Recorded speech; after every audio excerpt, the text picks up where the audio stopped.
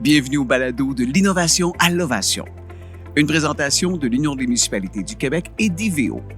Ce balado met en lumière des initiatives inspirantes qui ont permis de répondre à différents enjeux municipaux. Bonjour, ici Benoît Balmana, directeur général d'IVEO. Abordons un enjeu clé pour les villes, la requalification des territoires urbains au service de la transition écologique et alimentaire. À Montréal, dans l'arrondissement d'Onsic-Cartierville, un ancien secteur industriel a été transformé en un véritable pôle d'agriculture urbaine. Résultat, le district central, un écosystème innovant qui combine production alimentaire locale, économie circulaire et développement économique. Dans cet épisode, nous recevons Stéphanie Ouellette, conseillère en planification en transition écologique pour la ville de Montréal. Bonjour Stéphanie. Bonjour Benoît. Félicitations pour votre projet d'agriculture urbaine. Donc, je suis vraiment curieux de savoir comment est généré ce projet, partie où cette idée de transformer tout ce quartier industriel en un nouveau pôle d'agriculture. Écoute, ce que je pourrais te dire, c'est que les marchands de fruits et légumes de l'époque qui se trouvaient au district central seraient vraiment étonnés de ce qui se passe aujourd'hui sur le territoire. Parce que, dans le fond, à l'époque, le marché central était au cœur de l'approvisionnement de Montréal. Déjà, là, oui. Oui, exactement. Puis en 2015, dans le fond, le marché s'est déplacé vers l'Est. Puis aujourd'hui, dans le fond, c'est un petit peu comme si l'histoire me faisait un clin d'œil. Puis renoue, dans le fond, avec sa mission première de nourrir la ville, mais de façon résolument plus moderne. Donc, juste pour te situer, le marché central, c'est à l'angle de l'autoroute 15 et 40. C'est le quadrilatère qu'il y a à peu près dans ce secteur-là. C'est un territoire industriel qui est dense, de 3 km². Ça bourdonne de vie. Ouais. Il y a 2100 entreprises, à peu près 25 000 travailleurs. C'est un moteur économique qui est majeur pour Montréal et l'arrondissement d'Onsic-Cartierville. Donc, juste pour t'expliquer la petite histoire, c'est qu'au départ de l'industrie textile, on s'est retrouvé dans le fond avec beaucoup d'espaces libres. Oui. Exactement.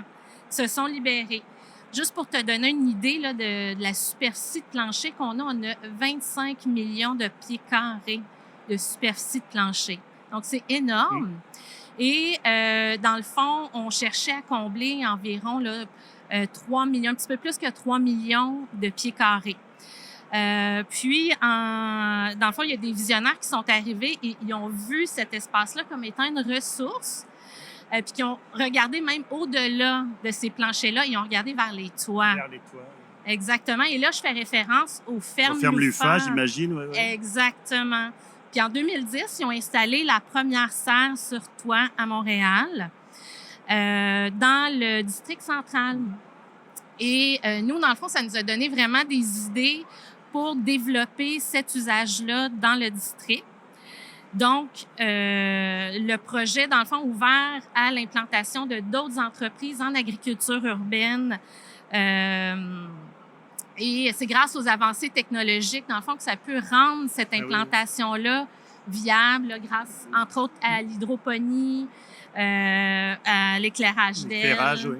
Exactement.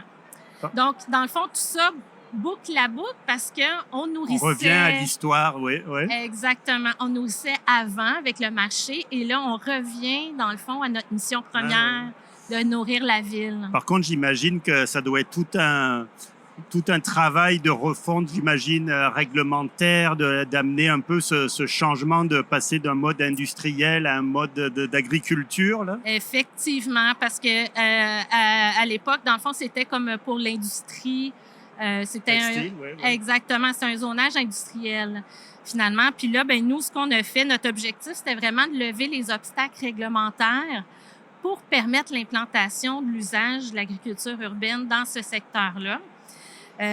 Donc, on voulait démontrer qu'il y avait une cohabitation qui était possible entre l'agriculture... L'industrie et l'agriculture. Et voilà. J'imagine quelqu'un qui a de l'agriculture sur son toit, il doit avoir peut-être au début un peu des doutes sur est-ce qu'on va avoir des infiltrations d'eau, est-ce qu'il a dû avoir un peu d'acceptabilité aussi? Exact. C'est vraiment un bon point parce qu'il a fallu travailler un petit peu, démystifier les enjeux auprès des propriétaires, dans le fond, qui étaient au district central.